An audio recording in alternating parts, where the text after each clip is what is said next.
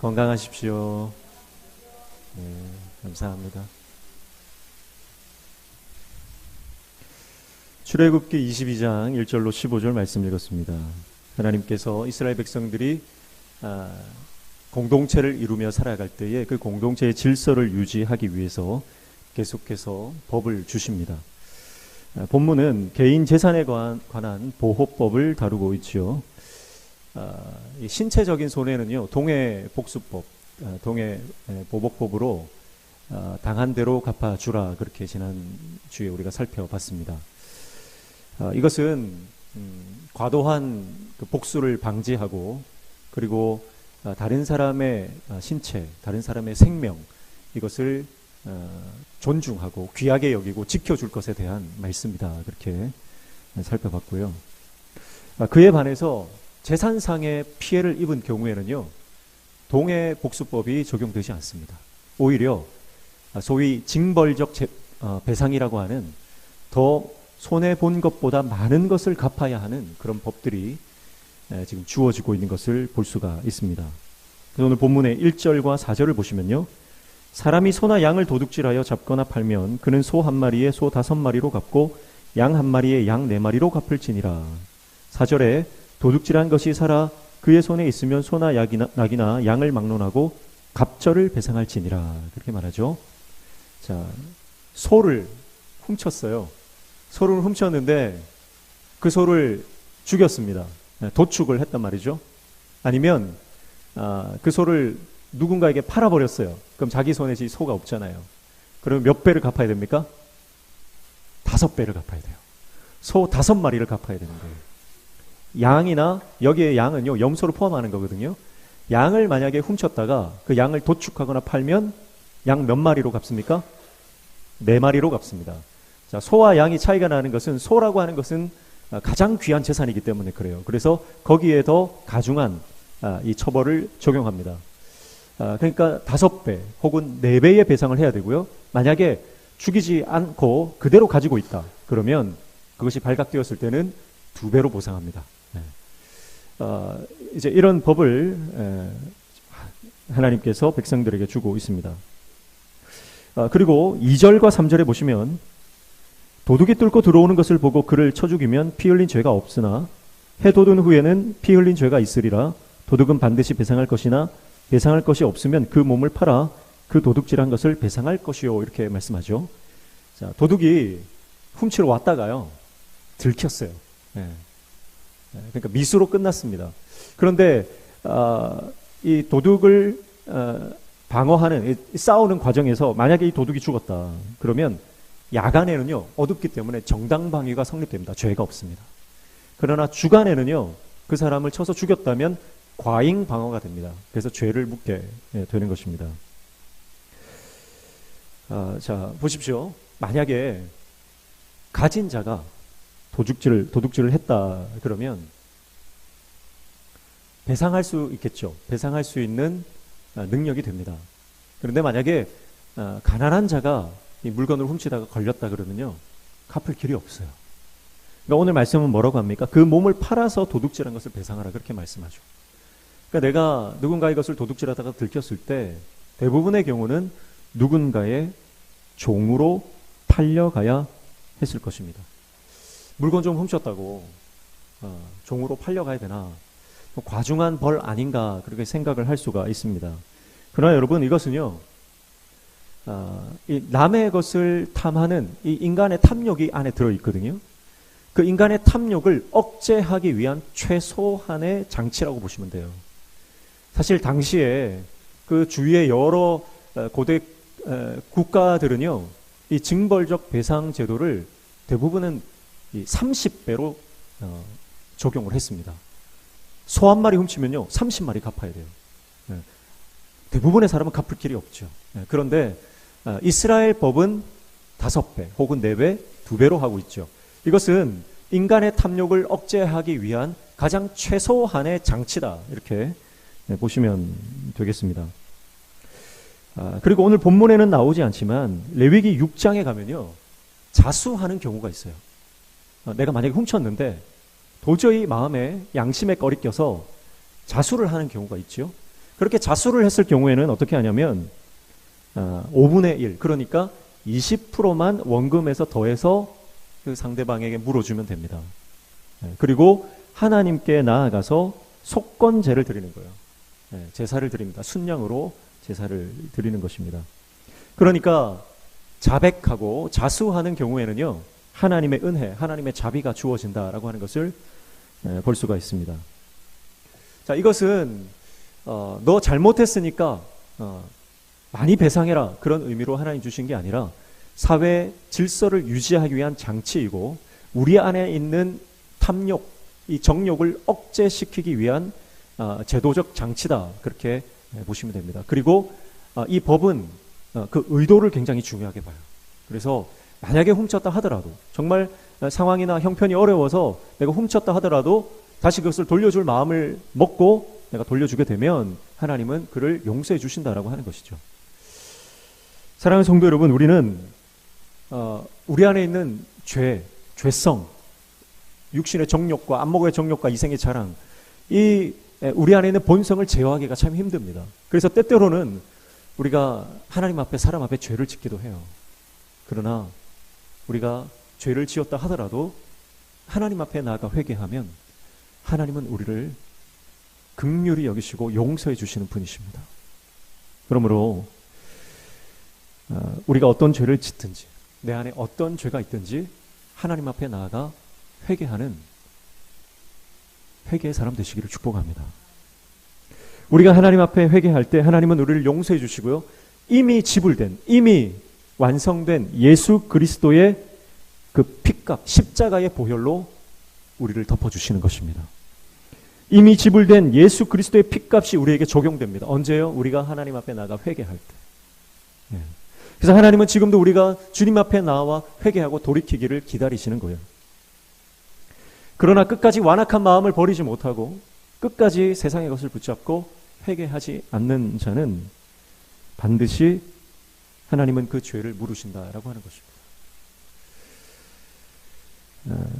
여러분 기억하십시오. 죄를 짓고도 회개하지 않으면 발각되었을 때 반드시 들키게 돼 있어요. 그때 어떻게 된다고요? 팔려서 종이 될 수밖에 없다. 여러분, 우리가 죄를 하나님 앞에 회개하지 않으면 죄의 노예가 됩니다. 죄의 종이 되는 거예요. 그래서 그 죄에 끌려갑니다. 최근에 여러 매체에서 마약 문제를 심각하게 다루고 있죠. 이 마약이라는 것이 한번 손을 대면, 우리가 끊어내지 못하면 여러분 여기에 중독이 돼서 그 마약에 끌려가는 거예요. 마약의 노예가 되고 종이 되는 것입니다. 죄의 속성이 그렇습니다. 그 죄는 순간적으로 달콤하니까 그 죄를 내가 취하게 되면, 그 죄를 내가 붙들게 되면 그 죄가 나중에는 나를 붙드는 거예요. 모든 중독이 마찬가지 아닙니까? 처음에는 내가 술을 마시지만 나중에는 술이 나를 잠식하는 거예요. 내가 끊고 싶어도 못 끊는 겁니다. 여러분, 하나님 앞에 죄가 있을 때 그 죄를 내가 하나님 앞에 돌이키고 회개하지 못하면 결국은 그 나의 생각과 나의 삶을 그 죄의 덩어리가 장악해서 끌고 갑니다. 내 의지로 꺼내낼 수 없는 상태까지, 심각한 중독의 상태까지 가는 거예요. 모든 죄가 그렇습니다. 그 죄의 근원은 뭡니까? 탐욕입니다. 인간의 탐욕. 여러분, 여전히 내가 하나님 앞에서 거룩하지 못하고 정결하지 못하고 세상 것에 취해서 세상 것을 누리며 그 세상에 발 담그고 그렇게 살아가는 죄된 모습이 있다면 하나님 앞에 결단하십시오. 그리고 그것을 끊어내십시오. 그리고 하나님 앞에 돌아와 회개하십시오. 회개한다라고 하는 것은 후회하는 게 아닙니다. 내가 한 주간 동안 참회 기도를 할 때 지난 한 주간을 돌아보니까 후회되는 일이 많아서 하나님 앞에 후회가 됩니다. 그렇게 하고 눈물 흘리는 것은 회개가 아닙니다. 회개는 그 죄의 자리를 떠나는 것이 회개입니다. 그 죄의 자리를 떠나서 하나님께로 돌아가는 것이 회개입니다. 내가 지금까지 짓던 죄를 더 이상 짓지 않는 것이 그게 회개예요. 죄를 짓고 또 돌아서서 후회하고 개가 토한 것을 도로 먹는 것처럼 우리는 끊임없이 죄를 반복하며 살아갑니다. 주일날 교회에 와서 때때로 하나님 앞에 나가서 기도하면서 후회하는 눈물은요, 진정한 회개가 아니라는 것이죠. 그건 회개의 시작일 뿐입니다. 그럼 오늘 우리가 온전한 회개를 이루는 하나님의 종 되시기를 축복합니다. 하나님이 원하시는 것은요, 거룩한 삶이에요. 우리의 인생의 목적은 거룩입니다. 그 거룩을 여러분 교회 안에서만 겉으로만 보이는 인생이 아니라 여러분이 가장 많이 지내는 그 자리에서 아무도 보지 않는 그 공간에서 하나님 앞에 거룩한 백성으로 살아가시기를 축복합니다. 거룩한 척 할 수 있습니다. 사람에게만 통하는 거예요. 하나님 앞에서는 거룩한 척 하는 거 통하지 않습니다. 하나님 앞에서는 내 겉과 속이 다 거룩해야 됩니다. 그래야만 하나님께서 우리를 붙들어 놀라운 은혜를 허락해 주시는 것이죠. 내 삶의 주도권을 죄에게 뺏기지 마십시오. 하나님이 내 삶을 끌고 가시도록 내 삶을 하나님께 온전히 드리십시오. 더 이상 죄에 중독되어 살아가지 말고 은혜에 취해서 살아가십시오. 술에 취해 살아가지 말고 성령에 취해 살아가십시오. 세상에 취해 살아가지 말고 하나님의 나라에 취해서 살아가십시오. 그게 하나님께서 지금 오늘 저와 여러분에게 이 말씀을 통해 도전하시는 하나님의 뜻인 줄로 믿습니다. 요한 1서 1장 9절 말씀에 보면 만일 우리가 우리 죄를 자백하면 그는 미쁘시고 의로우사 우리 죄를 사하시며 우리를 모든 불의에서 깨끗하게 하실 것이요. 내가 나를 깨끗하게 하는 것 아닙니다. 우리가 자백하고 주님 앞에 나아가면 하나님이 우리를 깨끗하게 하십니다. 예수 그리스도의 보혈을 우리에게 덮어주시고 가죽옷을 입혀주시는 거예요. 그때 우리는 의롭게 여겨진 바 된 것입니다. 내가 아무리 노력해도 나는 스스로 깨끗해질 수 없는 존재예요. 하나님을 의지하고 그분 앞으로 나아가서 그분이 정결케 하시는 그 놀라운 은혜를 경험하시기를 축복합니다. 여러분, 그래서요, 그 하나님의 의로움, 하나님의 공의, 하나님의 은혜를 우리가 맛보면 세상의 기쁨이 이제는 더 이상 크게 느껴지지 않는 거예요. 내가 하나님의 은혜를 맛보지 못했기 때문에 여전히 세상 것이 즐거움이 되고 세상 것이 쾌락이 되는 것입니다. 그러나 하나님 나라의 그 놀라운 영광을 맛보는 순간 우리는 세상 것이 더 이상 우리를 만족시킬 수 없다는 것을 깨닫게 되는 것이죠. 오늘 예수님만으로 만족하는 인생 되시기를 축복합니다. 하나님의 말씀으로 충만하여 그 말씀이 나에게 평강과 기쁨과 소망을 주는 인생이 되시기를 축복합니다. 내 안에 있는 탐욕을 제어할 수 있는 방법은요, 오직 하나님 앞에 나아가 그 은혜로 덮여지는 것 외에는 없습니다. 그리고 5절 6절 보시면 농작물 피해에 대한 배상법이 나오죠. 사람이 밭에서 난 보도원에서 짐승을 먹이다가 자기의 짐승을 놓아 남의 밭에서 먹게 하면 자기 밭에 가장 좋은 것과 자기 포도원에 가장 좋은 것으로 배상할지니라. 불이 나서 아카시 나무가 댕겨 낯가리나 거두지 못한 곡식이나 밭을 태우면 불러온 자가 반드시 배상할지니라. 그렇게 말씀합니다. 자, 가축이 남의 밭을 망가뜨리면요, 가장 좋은 농작물로 배상하라. 그렇게 배상법을 정하고 있습니다. 내가 한 것 아닌데 짐승이 했는데 그런 말 하는 게 아니라는 거죠.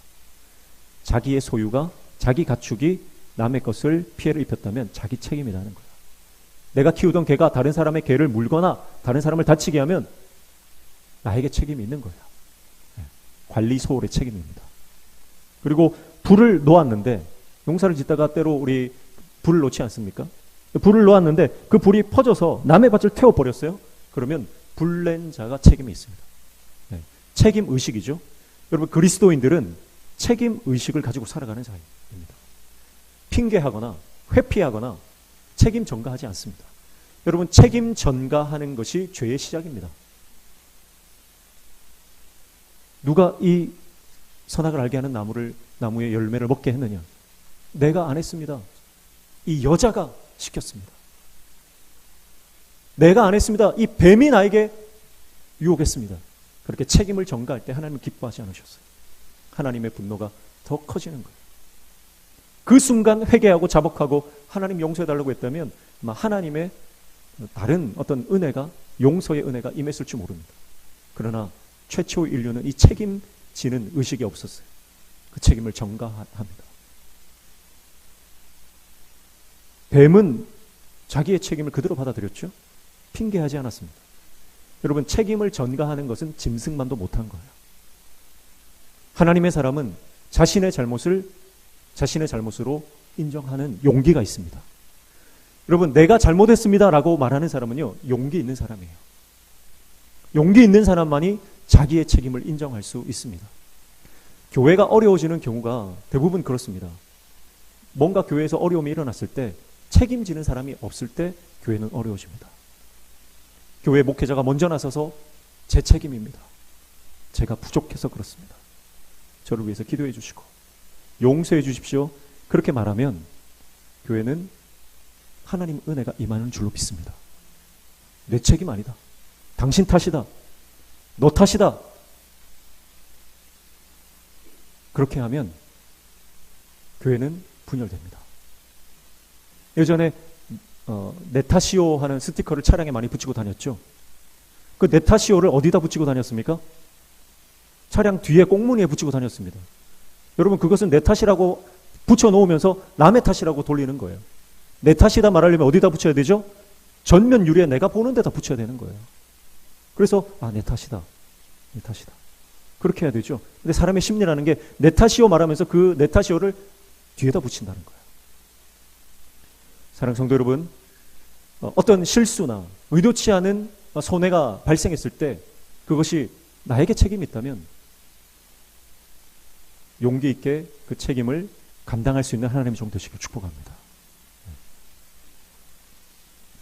7절부터 13절까지는 뭔가 그 물건을 맡겼어요. 전당물이죠. 그것이 도난을 당하거나 잃어버렸을 경우에 배상법을 말씀을 하고 있습니다. 먼저 7절, 8절 보시면 사람이 돈이나 물품을 이웃에게 맡겨 지키게 하였다가 그 이웃 집에서 도둑을 맞았는데 그 도둑이 잡히면 갑절을 배상할 것이요 도둑이 잡히지 아니하면 그 집주인이 재판장 앞에 가서 자기가 그 이웃의 물품에 손댄 여부의 조사를 받을 것이며 그렇게 말씀하죠. 잠시 물건을 맡겼어요. 그런데 그 나중에 물건을 돌려달라고 했는데 물건이 사라진 겁니다. 만약에 도둑이 훔쳐갔다면 그 도둑을 잡으면 돼요. 그러면 도둑이 2배로 배상하면 됩니다. 근데 문제는 뭐냐면 도둑이 잡히지 않는, 범인이 누군지 모르는 상황이에요. 그런 상황에는 어떻게 할까요?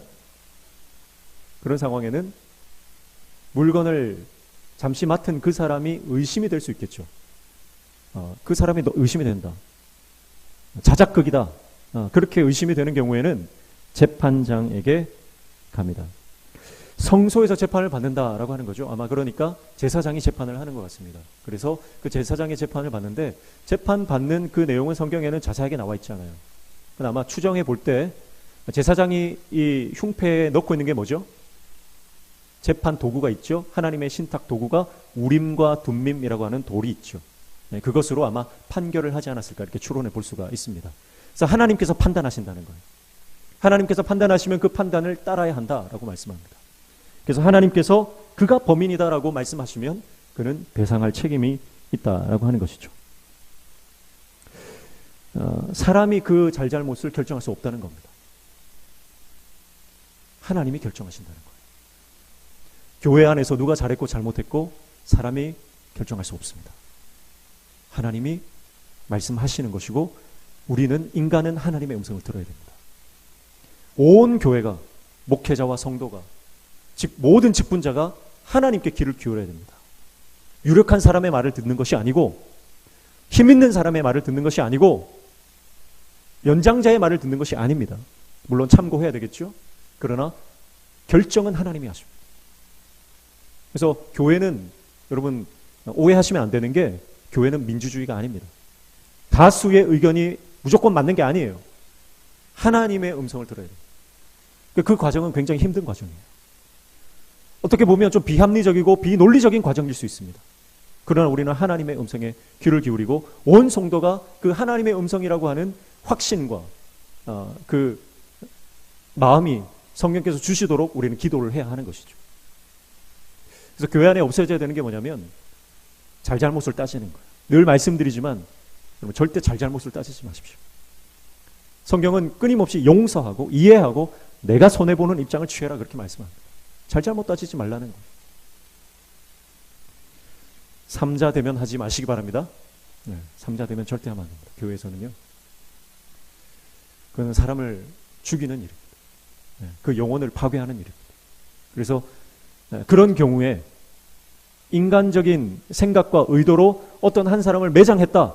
그 사람이 실족했다. 그러면 예수님 뭐라고 말씀하세요? 연자맷돌을 그 발목에 묶고 바다에 빠져라. 그게 낫다. 다른 사람의 생명을 죽이는 일이라는 거예요. 9절입니다. 어떤 이름 물건, 즉 소나 낙이나 양이나 의복이나 또는 다른 이름 물건에 대하여 어떤 사람이 이르기를 이것이 그것이라 하면 양편이 재판장 앞에 나아갈 것이요 재판장이 죄 있다고 하는 자가 그 상대편에게 갑절을 배상할지니라. 그렇게 말합니다. 물건을 잃어버렸습니다. 물건을 잃어버렸는데 누군가가 내 물건을 가지고 있는 걸 발견한 거예요. 저거 내 건데, 내 양인데, 내 손데, 내 지갑인데, 이렇게 된 경우죠. 그런 경우에는 어떻게 하나요? 그런 경우에는 돌려받으면 됩니다. 그런데 문제는 뭐예요? 이거 내 거다 주장하는 경우죠. 이거 내 건데, 내 양인데, 내 손데, 그렇게 우기는 경우입니다. 그럼 어떻게 하나요? 그 경우에도 성소에 가서 재판을 받습니다. 그리고 하나님의 판단을 받아야 하는 것입니다. 그리고 10절부터 13절까지 보시면 이제 가축을 맡겼는데 죽거나 다치거나 도난을 당했을 경우입니다. 10절 보시면 사람이 낙이나 소나 양이나 다른 짐승을 이웃에게 맡겨 지키게 하였다가 죽거나 상하거나 끌려가도 본 사람이 없으면, 그렇게 말하죠. 자, 믿고 맡긴 거예요. 여러분, 소나 양이나 이 짐승을 맡긴다는 것은 믿을 만한 사람이니까 맡기는 거예요. 그래서 이 믿을 만한 사람에게 맡겼는데 이 사고를 당한 거예요. 이 짐승이 죽거나 다치거나 아니면 도둑을 맞았습니다. 그런 경우에는 어떻게 하느냐? 12절 보십시오. 두 사람 사이에 맡은 자가 이웃의 것에 손을 대지 아니하였다고 여호와께 맹세할 것이요 그 임자는 그대로 믿을 것이며 그 사람은 배상하지 아니하려니와. 그렇게 말합니다. 서두에 말씀드렸지만 소는 가장 귀한 재산이에요. 오늘날로 말하면 우리 집에 있는 전 재산이 담긴 통장을 그 사람에게 맡겼단 말이에요. 절대 맡기지 마시기를 축복합니다. 근데 만약에 맡겼다. 그런 경우에 그 사람을 얼마나 믿었으면 맡겼겠냐. 그러면 처음 믿은 그대로 끝까지 믿어줘라는 거예요. 어떤 경우에요? 내 잘못이 아니다. 내가 숨긴 것이 아니다. 진짜 도난 당했다. 하나님께 맹세한다. 여호와께 맹세라고 하면 그는 믿어줘야 됩니다. 앞뒤 따지지 않고 재판도 받지 않아요. 믿어주는 거예요. 그게 하나님의 법입니다. 관리 소홀이 아니라 자신의 잘못이 정말 아니라 어떤 천재지변이나 정말 어떤 막을 수 없는 상황에서 사고를 당했다면 그것은 그의 책임이 아니다. 그렇게 말씀하고 있는 것입니다. 사랑하는 성도 여러분, 때로는요 우리가 손해 볼 수 있습니다. 그리고 믿었던 사람에게 정말 속는 느낌을 받을 수도 있어요. 그러나 속더라도 믿어줘라는 거예요. 속더라도 믿어줘라. 의심하지 말라는 거예요. 내가 믿었던 그 사람을 의심하지 말고 내가 재산상 손해보는 것보다 사람을 잃는 것이 더 크다. 그 말씀을 하고 있는 것입니다. 그래서 좀 손해보더라도 그 신뢰관계를 깨뜨리지 않는 것이 중요하다라고 하는 말씀을 하고 있는 것입니다. 14절 15절 보시면 만일 이웃에게 빌려온 것이 그 임자가 함께 있지 아니할 때에 상하거나 죽으면 반드시 배상하려니와 그 임자가 그것과 함께 있었으면 배상하지 아니할지니라. 만일 새낸 것이면 새로 족하니라. 그렇게 말씀하죠. 이제 빌린 사람의 입장에서 말을 해요. 내가 밭을 갈아야 되는데 일을 좀 해야 되는데 가축이 필요해요. 그래서 빌려왔습니다. 소나 염소나 빌려왔어요. 그런데 만약에 무상으로 빌려왔다. 무상으로. 대가 없이 그냥 공짜로 빌려준 거예요. 그런 경우에 주인이 없을 때 죽거나 다치면 반드시 배상을 해줘야 됩니다. 빌려와서 무상으로 빌려와서 혼자 그 가축을 사용하다가 죽거나 다치면 배상을 반드시 해야 돼요. 그런데 배상하지 않아도 되는 경우가 있어요. 그 경우는 언제입니까? 그 빌려준 사람과 같이 있을 때 사고를 당한 경우예요. 그러면 주인도 같이 보고 있었기 때문에 책임이 없다는 거죠. 근데 만약에 유상으로 빌렸다면요. 돈을 주고 빌렸다면 임대를 했다는 겁니다. 그런 경우에 어떻게 합니까? 그러면 주인이 없어도 주인 없이 자기가 혼자 돈은 주고 빌렸다면 관리 소홀이 입증되지 않는다면 배상 책임이 없습니다. 우연한 사고나 어떤 불가피한 상황에서 이 가축이 상해를 입었다면 책임이 없습니다. 왜냐하면 대가를 지불하고 빌렸기 때문에 그런 거예요. 여러분, 그러니까 자, 빌려주는 입장에서 생각해 보세요. 만약에 내가 배상받을 수 있는, 만약에 이 사고가 났을 때 배상받을 수 있는 더 높은 확률, 유리한 경우는 어딜까요? 돈을 안 받고 빌려주는 경우죠. 그러면 만약에 사고가 나면 내가 배상받을 수 있어요. 돈 받고 빌려주면 배상 못 받는 경우가 많습니다. 그러니까 하나님께서 이 법을 주신 궁극적인 목적이 뭘까요? 빌려줄 때 돈 받지 말라는 거예요. 빌려줄 때 그냥 빌려주라는 거예요. 세를 낸 것이면 세로 족하다 그랬죠? 이 세를 내는 것도 마찬가지입니다. 돈을 주고 빌려온 경우죠. 사랑하는 성도 여러분, 꾸는 자보다 빌려주는 자가 복이 있습니다. 꾸는 자보다 빌려주는 자가 복이 있습니다. 내가 무언가를 빌려줄 수 있다라고 하는 것은 이미 내가 그만큼의 하나님의 복을 그보다 더 받았다는 이유죠. 사실이죠. 베풀고 나누는 것이 하나님의 은혜입니다. 베풀고 나누는 것이 은혜입니다. 그래서 교회 안에서는요, 누가 만약에 빌려달라 그러면요, 빌려주지 마십시오. 그냥 주십시오. 그래야 신뢰관계가 깨지지 않습니다. 그냥 주십시오. 내가 감당할 수 있는 만큼 그 범위 내에서 여러분 선의를 베푸십시오. 하나님께 내가 은혜를 받은 만큼 그에게 은혜를 베푸십시오. 그게 성도의 마땅한 바입니다. 그래서 그러나 만약에 내가 그 사람이 나를 믿고 빌려줬다면 그 믿음에 그 신의를 저버리지 마십시오. 최선을 다해서 돌려 갚아주십시오. 하나님께서 강조하시는 것은 잘못했을 때 이만큼 배상해라, 그게 하나님 뜻이 아니라 하나님의 이 법을 주시는 진정한 의미는 사회 공동체, 그리스도의 공동체 안에는 신뢰 관계가 있어야 된다는 거예요. 그게 깨지면 끝이라는 겁니다. 여러분, 오늘 저와 여러분 가정과 또 여러분의 사회 살아가는 삶의 공동체와 특별히 우리 교회 믿음의 공동체가 서로를 믿고 신뢰하며 서로 위해서 기도하고 축복하고 은혜를 베풀어 줄 수 있는 공동체가 되기를 축복합니다. 그게 하나님께서 원하시는 뜻이다라고 하는 것이죠. 오늘 여러 가지 경우를 살펴봤습니다. 이 외에도 수많은 경우가 있을 겁니다. 원칙만 잘 알면 되는 거죠. 원칙만. 그래서 결론적으로 세 가지 원칙을 한 번 더 살펴보겠습니다. 첫 번째는 누군가에게 재산상 피해를 입히는 것은 하나님께서 기뻐하지 않는다는 겁니다. 의도했든 의도치 않았든 재산상의 피해를 입히는 것은 하나님이 기뻐하지 않습니다. 그래서 나는 누군가에게 도둑질, 훔치거나 또 빌렸을 때 상해를 입히는 것에 대해서 주의를 할 필요가 있습니다. 왜냐하면 소유라고 하는 것은요, 그 사람이 지금까지 땀 흘려 번 그 삶의 노동의 대가입니다. 그러니까 그의 재산은 그의 삶과 동급의 의미가 있어요. 그렇기 때문에 타인의 재산을 피해를 입히는 것은 그 삶을 파괴하는 행위와 같습니다. 그래서 일평생 모은 돈을 사기꾼이 그 사람을 사기를 쳐가지고 한 번에 채가는 경우가 있죠. 그러면 그 사람의 인생이 완전히 망가져 버립니다. 그런 경우가 얼마나 많이 있습니까? 그러므로 타인의 재산, 타인의 소유에 탐욕을 품지 마십시오. 그것이 첫 번째 이 법의 원리입니다. 두 번째는 도둑질을 하지 말라, 타인의 재산에 손해를 입히지 말라라고 하는 이 계명은 타인의 삶을 존중하고 소중히 여기며 지켜주라는 법입니다.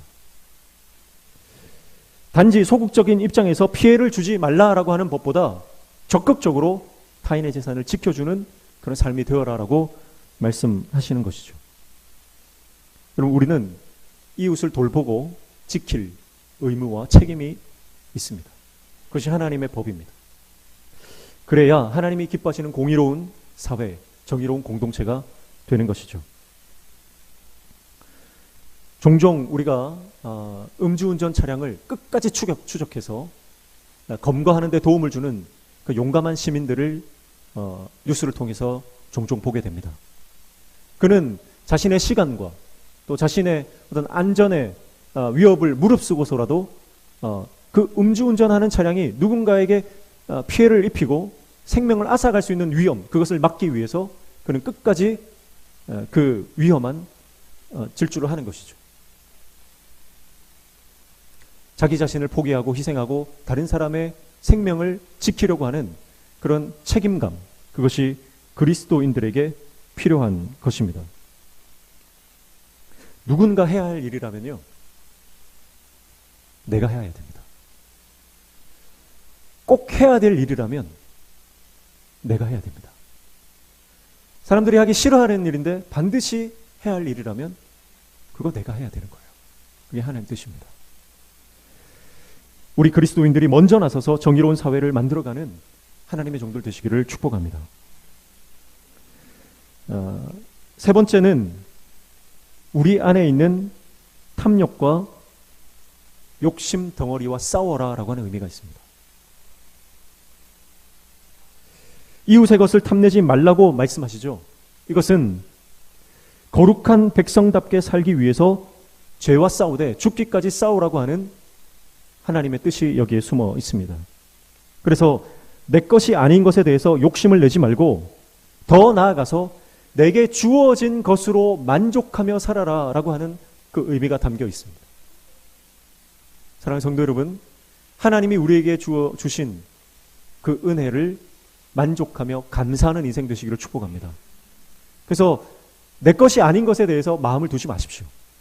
하나님이 나에게 허락하신 것에 만족하며 그 영역 안에서, 그 범위 안에서 하나님을 누리며 나에게 주신 것을 누리며 살아가십시오.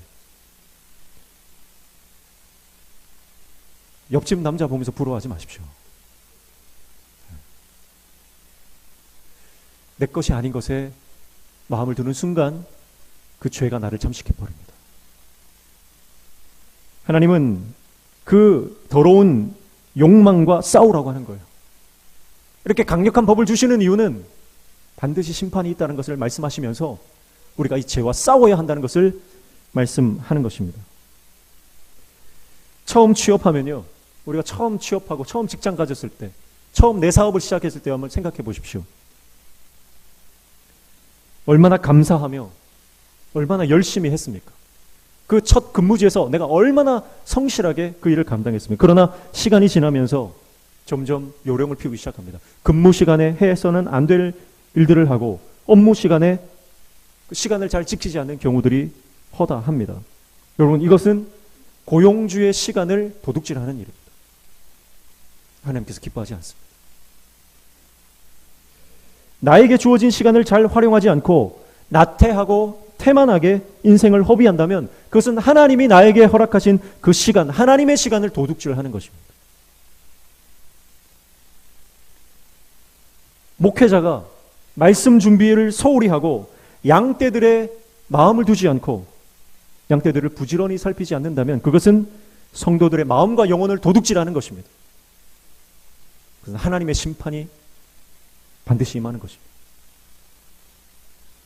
성도가 하나님께서 구원해 주시고 하나님의 자녀 삼아 주신 거룩한 성도가 말씀과 기도에 소홀하고 세상 것에 빠져 있으면, 세상 향락에 취해 있으면 하나님이 사명 감당하라고 주신 우리의 시간과 우리의 건강과 우리의 재정과 우리의 생명조차 도둑질하는 일입니다.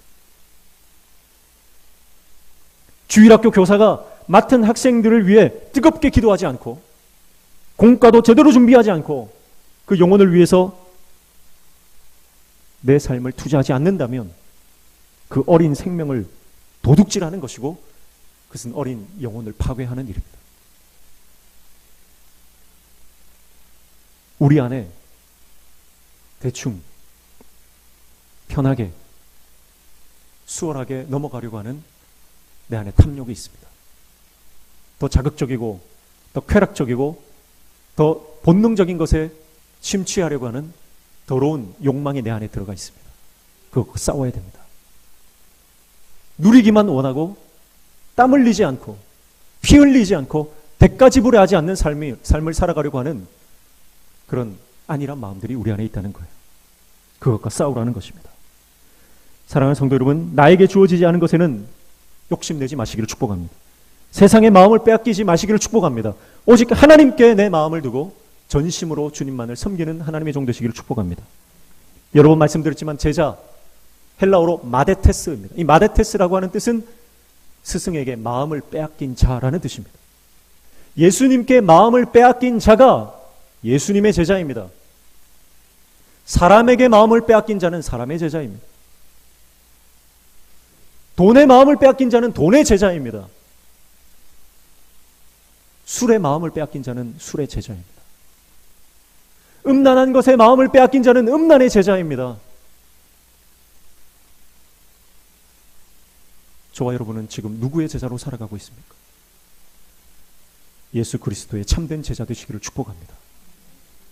주님의 제자가 되어 이 땅에 예수님 닮은 삶을 살아가는 예수님의 인격과 삶과 그의 사역을 그대로 내가 나타내며 살아가는 그리스도의 제자 되시기를 축복합니다.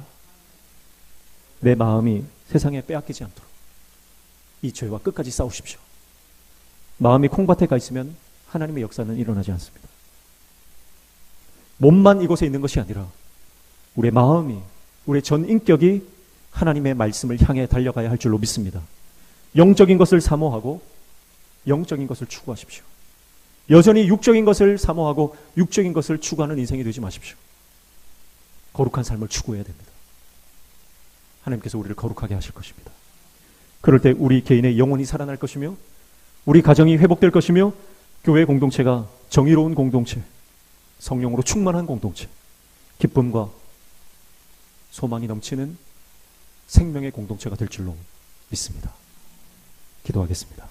하나님 아버지, 법을 주시고 그 법대로 살아갈 때 특별히 그 법의 정신을 알고 하나님의 뜻을 이루며 살아가는 백성 되라고 오늘 우리에게 말씀하시는데 우리 안에 있는 더러운 탐욕, 이것과 끝까지 싸워 세상의 것에 마음을 빼앗기지 않고 오직 말씀, 오직 은혜, 오직 십자가, 오직 하나님 나라의 마음을 두고 하나님을 향해 달려나가 생명을 살리고 영혼을 구원하는 복된 사명을 감당하는 하나님의 종들 다 되게 도와 주시옵소서.